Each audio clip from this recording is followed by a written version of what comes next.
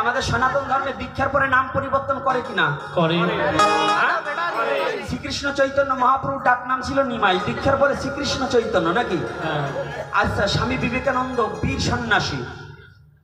এই বীর সন্ন্যাসী স্বামী বিবেকানন্দর এক নাম ছিল বিলে, আর এক নাম নরেন দত্ত, তারপরে বিবেকানন্দ নাকি? রামকৃষ্ণ পরমহংসদেবের নাম ছিল গদাধর, তারপরে হচ্ছে রামকৃষ্ণ পরমহংসদেব। এইভাবে দীক্ষার পরে যে নাম পরিবর্তন করতে হয়, আজকাল আমাদের মধ্যে কিছু কালো হরিণ জন্ম হয়েছে। এই কালো হরিণগুলো নাকি এই নাম পরিবর্তন করলে বলে ওগুন মান সম্মান চলে যায়। বুঝছেন নাই? কালো হরিণ বুঝছেন? হ্যাঁ না, ওই বৃষ্টি আসলে ওই রকম কিছু শিক্ষিত জন্ম হয়েছে সনাতন ধর্মে। ও সনাতন ধর্মের খালি গ্রহণ তো করছে, কিন্তু জ্ঞান অর্জন করে নেই, ভক্তি অর্জন করে নেই। ওরা শুধু সনাতন ধর্মকে বিকৃত করার জন্য, মানুষকে নষ্ট করার জন্য, ভক্তি শূন্য করার জন্য এই কিছু বেরিয়েছে। এইগুলো, এই শয়তানগুলো থেকে সাবধান। যত বড় অপরাধী হোক, আত্মজ্ঞানী যতদিন পর্যন্ত না আসে তার পাপ ক্ষমা হয় না। প্রাচিত্য 20 বার করলেও যদি আত্মজ্ঞানী না আসে, তাহলে ওই পাপ ক্ষমা কি বাবা হবে? তাহলে আত্মজ্ঞানীর প্রয়োজন। আমি যা করেছি, আমরা জীবনে কি করেছি, এই অনুশোচনা বোধ যদি না জাগে, তাহলে আমাদের জীবন, মনুষ্য জীবন বৃথা হয়ে যাবে। মনুষ্য জীবন বৃথা হয়ে যাবে, মনুষ্য জীবন নষ্ট হয়ে যাবে। এই আমি আজকে কি করেছি? উদ্ধব মনে মনে চিন্তা করছে, তাই তো আগে সবার আগে নন্দ মহারাজের কাছে যাব, তাকে একটা দণ্ডবোধ করে আসি। কৃষ্ণ তো বলেছে আমার পিতামাতার সংবাদ নিতে। নন্দ মহারাজ কৃষ্ণ বলে বলে কাঁদছে, পথের দিক তাকিয়েছে। হঠাৎ করে নুপুর পড়ে পড়ে যখন এগিয়েছে, নুপুরের শব্দ শুনেছে। নন্দ মহারাজ বসা ছিল, দাঁড়িয়ে গিয়েছে। হ্যাঁ, এই নুপুরের শব্দ তো একমাত্র আমার কানাই ভিন্ন কারোর বাঁচত না।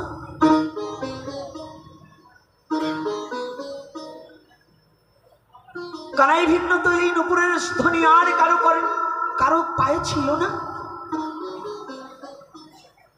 দাঁড়িয়েছে। উদ্ধব আস্তে আস্তে কাছে এসেছে।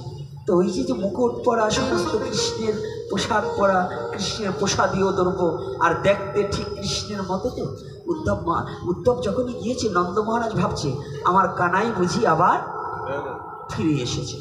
তো একইবারে, কানাই তুই এতদিন আমাকে ছেড়ে থাকতে পারলি, বা তুই আয় আমার বুকে আয়। যখনই জড়াই ধরতে গেছে, উদ্ধব দূরে গিয়ে বলছে, মহারাজ আমি আপনার কৃষ্ণ। না কথা বলতে পারেনি, না কথা বলতে পারেনি। যখন বলছে মহারাজ, তাহলে তো আমার কৃষ্ণ তো আমাকে মহারাজ বলবে না, আমার কৃষ্ণ আমাকে বাবা বলবে। আমার কৃষ্ণ বলছে, কে গো বাবা? তুমি কে? জানো, ঠিক তোমার মতো দেখতে, ঠিক তোমার মতো দেখতে আমার একটা পুত্র ছিল, আমাকে ছেড়ে চলে গেছে। আমার পোষা পাখিটি আমাকে ছেড়ে চলে গেছে। আহা বাবা, তুমি আসো, আমার কাছে আসো। নন্দ মহারাজ কাঁদছে আর গড়াগড়ি যাচ্ছে।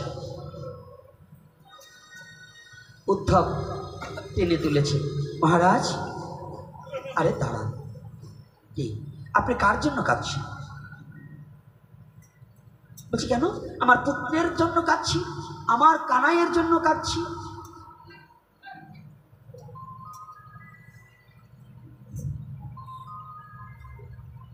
কানাইয়ের জন্য কাঁদছে?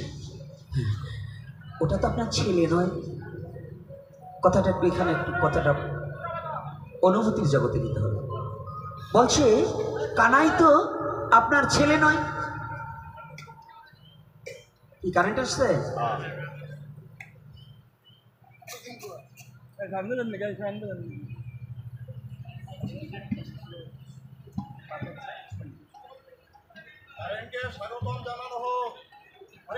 হরে কৃষ্ণ, কৃষ্ণ কৃষ্ণ হরে হরে, হরে রাম হরে রাম, রাম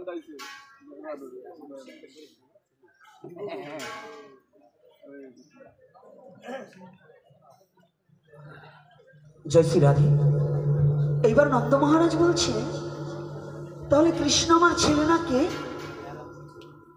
উদ্ধব মনে মনে ভাবছে পিতাকে যদি একটু সান্ত্বনা দিতে পারি, আমি একটু সান্ত্বনা দেওয়ার চেষ্টা করি। উদ্ধব কিন্তু কম না, বৃহস্পতির শিষ্য, জ্ঞানে গুণে অতীব গুণী। উদ্ধব বলছে মহারাজ, ও কৃষ্ণ তো সাক্ষাৎ ভগবান। যখনই বলেছে ভগবান দাঁড়ানো ছিল, নন্দ মহারাজ একেবারে শটানে টান হয়ে ধুলার মতো পড়ছে আর গড়াগড়ি যাচ্ছে আর চিকরাচিকি করছে। উদ্ধব, শুনেছিলাম আমি জানি তুমি বৃহস্পতির শিষ্য, তুমি পণ্ডিত, আজকে তুমি মূর্খের মতো কাজ করলে।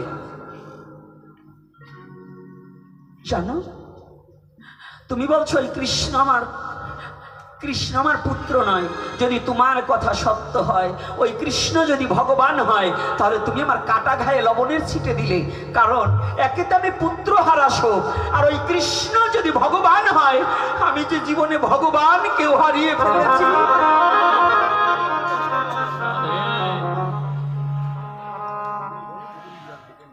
তাহলে ভগবান হারা জীবনে আর লাভ কি?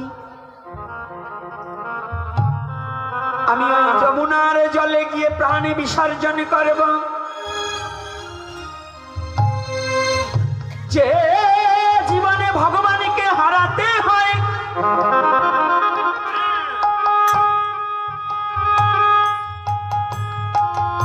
সে জীবনে রেখে আর ফল কি হবে?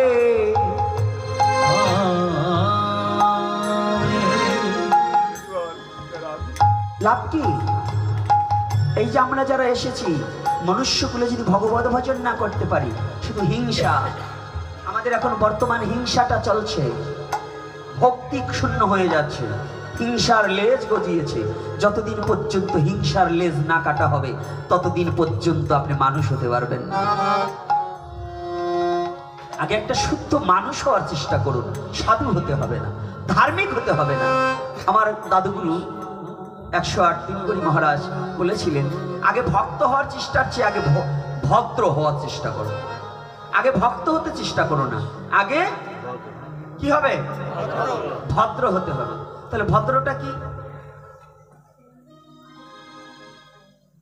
পদকর্তা পর্যটন করে বলছে, যে যাহারে ভালোবাসো ভজ যাইয়া তারা, হে যে যাহারে ভালোবাসো ভজ যাইয়া তারা, যে যাহারে ভালোবাসো ভজ গিয়ে তারে, যে যাহারে ভালোবাসো ভজ যাইয়া তারা, যে যাহারে ভালোবাসো ভজ গিয়ে তারা।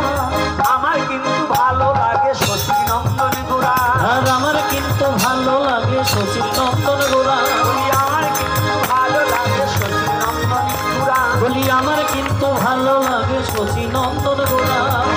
গৌর হরি বল রে, গৌর হরি বল রে, গৌর হরি বল রে, গৌর হরি বল রে, মানব জীবন ধন্য কর গৌর হরি বল রে, এই মানব জীবন ধন্য কর গৌর হরি বল রে, মানব জীবন ধন্য কর গৌর হরি বল রে, এই মানব জনম ধন্য কর গৌর হরি বল রে, নিতাই নিতাই বল রে, নিতাই নিতাই বল রে, অভিমান শূন্য হয়ে নিতাই নিতাই বল রে, এই অভিমান শূন্য হয়ে নিতাই নিতাই বল রে, নিতাই নিতাই বল রে, নিতাই নিতাই বল রে, ভজ নিতাই পাও নিতাই নিতাই নিতাই বল রে, এই ভজ নিতাই পাও নিতাই নিতাই নিতাই বল রে, ভজ নিতাই পাও নিতাই নিতাই নিতাই বল রে, তোরা ভজ নিতাই পাও নিতাই নিতাই নিতাই বল রে, ভজলে পরে নিতাই পেতে, পড়ে নিতাই পেতে, ভজলে পরে নিতাই পেতে, এই ভজলে পড়ে নিতাই পেতে, ভজ নিতাই পাও নিতাই ভজলে পরে নিতাই পেতে। ভজ নিতাই পাও নিতাই ভজলে পড়ে নিতাই পেতে। কি বলছে? ভজনি তাই পাওনি তাই। কাকে? কলির যুগে যত হরি কথা বলো, গৌর হরিকে যদি না ভজন করো, তাহলে তোমার কাজ হবে না। শুধু কৃষ্ণকে ডাকলেও কলির যুগে কাজ হবে না, কারণ কৃষ্ণই তো গৌর। আমি একটু দাঁড়াবো? হ্যাঁ দাঁড়াবো। জয় শ্রী রাধে। রাধে।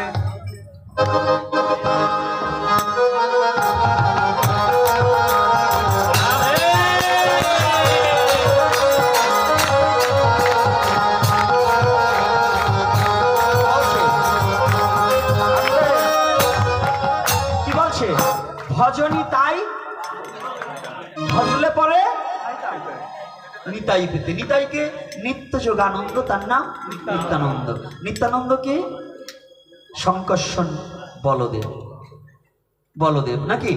তাহলে এখানে বলছি কি, বলি ভজলে পরে নিতাই পেতে, ভজ নিতাই পাও নিতাই, ভজলে পরে নিতাই পেতে, ভজ নিতাই পাও নিতাই, ভজলে পরে নিতাই পেতে, ভজ নিতাই পাও নিতাই, ভজলে পরে নিতাই পেতে, ভজ নিতাই পাও নিতাই, নিতাই ভজলে গৌর পেতে, নিতাই ভজলে গৌর পেতে, ভজলে গৌর পেতে, নিতাই ভজলে গৌর পেতে, গৌর পেলে ব্রজে যেতে, নিতাই ভজলে গৌর পেতে, গৌর পেলে ব্রজে যেতে,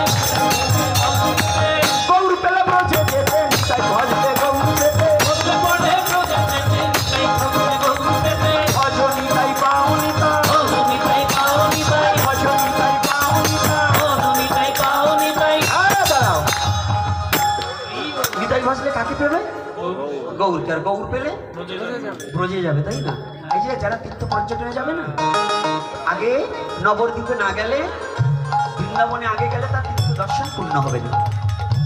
আমাদের মহাজনগণ বললেন, যদি তোমার আগে নবদ্বীপ দর্শন করতে হবে। এই ভজনে কি আগে নবদ্বীপ লীলা না কৃষ্ণ লীলা? নবদ্বীপ লীলা, হ্যাঁ, নবদ্বীপ লীলা, ভজনে আগে কোন লীলা? নবদ্বীপ লীলা। তার প্রমাণ পদাবলী কীর্তন গাইলেও দেখবেন আগে গৌরচন্দ্রিকা গায়, গায় কিনা?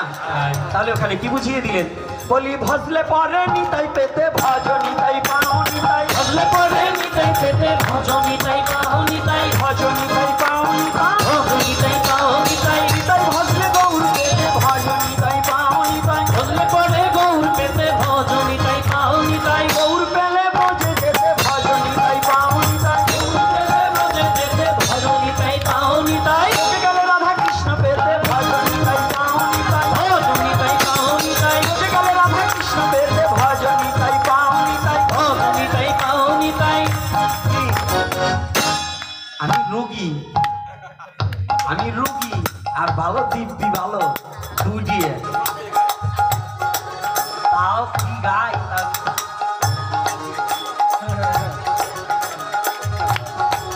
ভাবছো কি?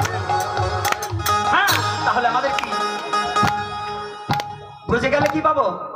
বলি ব্রজে গেলে রাধা কৃষ্ণ পাবি, সে গেলে রাধা কৃষ্ণ পাবি, গেলে রাধা কৃষ্ণ পাবি, সে গেলে রাধা কৃষ্ণ পাবি, নিতাই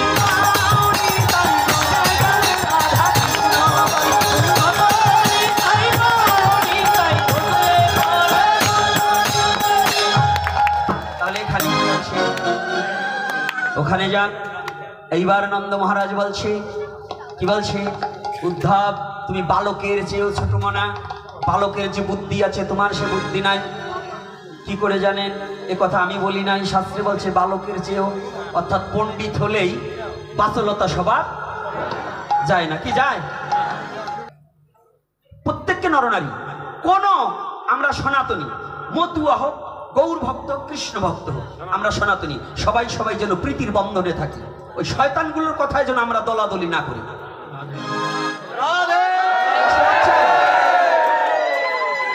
কি বাবারা কষ্ট পাচ্ছেন নাকি?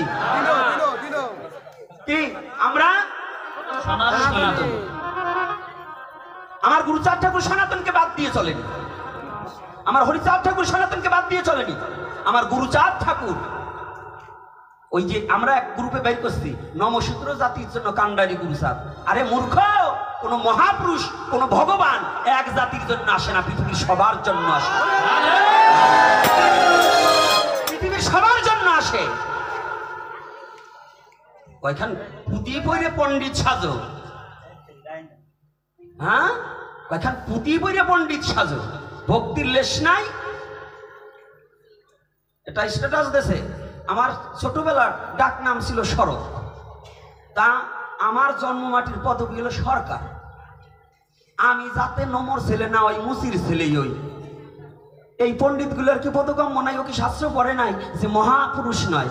কোনো ভক্তি পথে যারা যায় তাদের জন্ম যে কুলে হোক, ওইটা দেখতে হয় না, কর্মটাই বড়। রোহিদাস মুসি অপণ্ডিত, একটু পড়ো না, রোহিদাস মুসি ছিল কৃষ্ণের নির্দেশে অর্জুনের বাড়ি বৈষ্ণবত্ব গ্রহণ করলো, করে নাই? সে যে কুলে জন্মগ্রহণ করলো স্ট্যাটাস দেয়, হ্যাঁ ব্রহ্মচারীরা চটি বাঁধিবার পারবে না, অমুক জায়গা যাইতে পারবে না, তমুক জায়গা যাইতে পারবে না।